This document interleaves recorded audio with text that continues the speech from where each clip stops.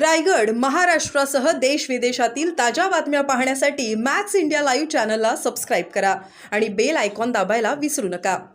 आणि त्याच पक्षामध्ये आज सत्तेमध्ये असताना कुठेतरी ओबीसीवरती अन्याय होतो ही जी भावना आहे ती लोकांमध्ये जास्त बळावताना नाही. निश्चित ओबीसीवरती निश्चित अन्याय होतोय. ओबीसीला बजेटरी तरतुदी होत नाहीत, महामंडळांना अध्यक्ष भेटत नाहीत, महामंडळांना निधी भेटत नाही. महाज्योतीची मुलं आज आंदोलन करतायत तिथं नागपूरमध्ये जाऊन. अधिवेशनाचं सूप वाजण्याची आज वेळ आहे. आज उद्या अधिवेशन संपल, पण त्या महाज्योतीच्या मुलांना स्टायपंड मिळत नाही, त्यांना बजेट मिळत नाही. बजेट मिळालं तर कुठल्या हेडखाली मिळालं? बहुजन कल्याण मंत्र्यांनी यामध्ये लक्ष घालण्याची आवश्यकता आहे. कोण होतं सरकार? अपयशी सरकार. ओबीसीच्या प्रश्नाकडे सरकार लक्ष द्यायला तयार नाही, हा माझा आरोप आहे सरकारवरती. काय इशारा असेल सरकारला मी सांगेन की तुमचा DNA जर ओबीसी असेल तर ओबीसीच्या महामंडळांना निधी मिळाला पाहिजे. ओबीसीच्या अनेक हे बघा, निवडणुकीला सामोरं जात असताना यांनी डझनावारी वेगवेगळ्या जातीची महामंडळं निर्माण केलीत. त्याला अध्यक्ष भेटत नाही सरकारला. किती दुर्दैव आहे ओबीसींचं. का ओबीसीचे कारखानदार नाहीत, ओबीसीचे आमदार खासदार नाहीत, ओबीसींचा पक्ष नाही, ओबीसीच्या बाजूनं आमदार खासदार बोलायला तयार नाहीत, पण तुम्ही पण बोलत नाही.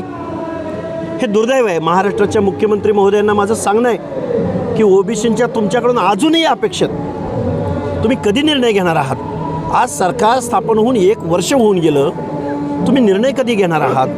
विद्यार्थ्यांचे प्रश्न जिथल्या तिथं आहेत. आजही ओबीसीचे वसतिगृह जिल्ह्याच्या ठिकाणी 2 वसतिगृह व्हायला हवी होती, जागाच उपलब्ध होत नाही. एखाद्या जिल्ह्याच्या ठिकाणी उद्घाटन केलं नागपूरसारख्या ठिकाणी म्हणजे ओबीसीचे प्रश्न सुटले असं नाही ना होत.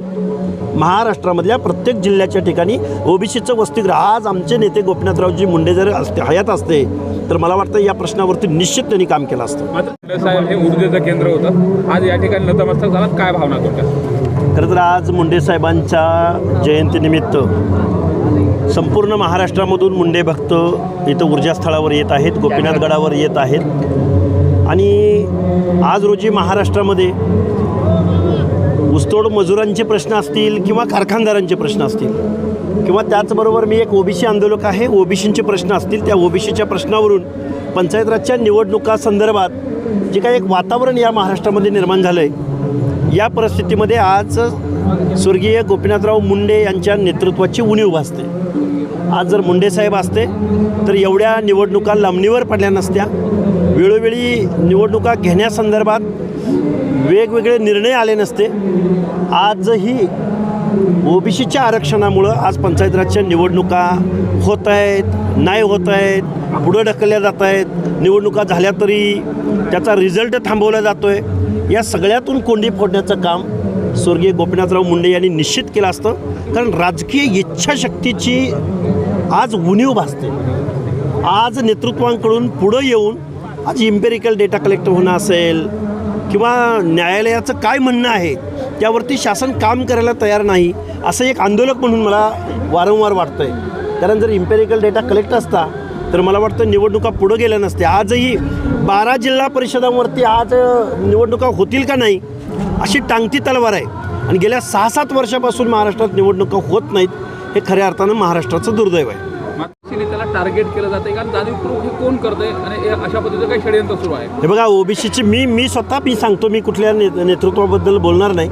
आम्ही ओबीसीचे प्रश्न मांडले तरी आम्हाला खलनायक बनवण्याचं काम या महाराष्ट्रामध्ये केलं जातं आहे. अरे गोपीनाथराव मुंडे जर आज अस्तित्वात असते, अरे भारतीय जनता पार्टीचा शीर्षस्थ नेता ज्यावेळी संसदेला जातनिहाय जनगणना ओबीसींची झाली पाहिजे म्हणून आंदोलन केलं जात होतं, त्यावेळी पक्ष पार्टी बाजूला ठेवून भाजपचा देशाचा नेता त्या आंदोलनामध्ये लालू प्रसाद यादव, रामविलास पासवान, समीरजी भुजबळ यांच्या बरोबरीनं त्या आंदोलनामध्ये सहभागी होत होता.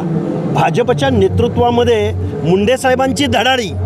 आणि आज काय वाटेल, कुणाला काय वाटेल, मर्जी सांभाळणारे, पक्षाची मर्जी सांभाळणारे, कुठल्या तरी 5-10% प्रस्थापित लोकांची मर्जी सांभाळणारे नेते मला वाटते आज ओबीसीबाबत भूमिका घ्यायला कुठंतरी थोडंफार कचरताना दिसत आहेत. मी कुणावर आरोप नाही करत, पण आज ओबीसींना आज एका खमक्या नेतृत्वाची आज मुंडे साहेबांच्या जाण्यानं आज उणीव भासते, एवढं मात्र मी निश्चित सांगेन. मुंडे हे भारतीय जनता पार्टी ही भटाबामणांची पार्टी म्हणून ज्या पक्षाकडं बघितलं गेलं, त्या पक्षाला बहुजनांच्या, भटक्या विमुक्तांच्या, तांड्यावरती, वाड्यावरती, वस्त्यावरती, ऊसतोड मजुरांपर्यंत, दीनदलितांपर्यंत घेऊन जाणारा नेता म्हणजे ओबीसीचा, बहुजनांचा चेहरा म्हणजे गोपीनाथराव मुंडे होते. आणि ते फक्त महाराष्ट्रापुरतं नाही, तर देशभरामध्ये ओबीसींचा चेहरा म्हणून गोपीनाथराव मुंडे यांची ओळख होती.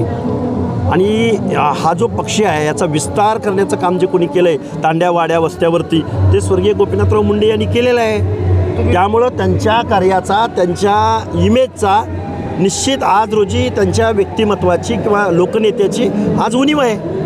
वारंवार सांगताय उणीव भासते. छगन भुजबळ आहे ज्यांनी ओबीसीचे अनेक मोर्चे नेतृत्व केले, ते सक्षम नाहीत का ही उणीव? हे बघा भुजबळ साहेब सक्षम पद्धतीनं मंत्रिमंडळातही भांडतायत, बाहेरही मोर्चे मेळावे आंदोलनं त्यांची भूमिका ठाम आहे. पण आज रोजी ते हॉस्पिटलाइट आहेत, आज रोजी त्यांच्यावरती शस्त्रक्रिया झालेल्या आहेत. आज रोजी आताच्या परिस्थितीमध्ये महाराष्ट्रामध्ये जे काही वातावरण आहे, या वातावरणामध्ये खरं तर ओबीसीच्या काही नेत्यांनी याच्याही पलीकडे जाऊन पुन्हा एका नेतृत्वाला दोष देण्यापेक्षा पक्षाला मतं पाहिजेत का नको आहेत, सत्ताधाऱ्यांना मतं ओबीसींची पाहिजेत का नको आहेत, त्यांच्या प्रश्नावरती तुम्ही काम कधी करणार आहात, हा सवाल आहे ना आज रोजी महाराष्ट्रामध्ये. थँक्यू. धन्यवाद. ओबीसी चळवळी असतील, त्याचबरोबर एकसंघ पद्धतीने मुंडे साहेबांचा जो सामाजिक वारसा आहे तो चालवताना पंकजाताई आणि अनुभव दिसत आहेत, कारण त्यांना कुठेतरी अडचण आणण्याचा प्रयत्न केला जातो. हे बघा राजकीय कसरत त्यांना करावी लागते हे निश्चित आहे, त्यांना टार्गेट केलं जातं हेही निश्चित आहे.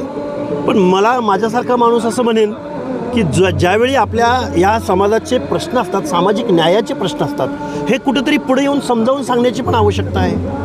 त्यामुळं कमी पडतात का यावर बोलण्यापेक्षा ते त्यांच्या ठिकाणी काम करत आहेत. मी एक आंदोलक म्हणून मी एवढं निश्चित सांगेन की आज रोजी जी काही परिस्थिती आहे, आज जी काही समाजात पोकळी आहे, ही पोकळी मुंडे साहेबांच्या जाण्यानं निश्चित निर्माण झालेली आहे महाराष्ट्रामध्ये. कारण लोकनेता कुणाला म्हटलं जातं की प्रत्येक माणूस जातीपातीच्या धर्माच्या पलीकडे जाऊन जो काम करतो, ज्याच्या शब्दाला इथल्या समाजव्यवस्थेत किंमत असते, तो लोकनेता असतो. अशा लोकनेत्याची आज निश्चित उणीव भासते, हे मात्र मी निश्चित सांगेन.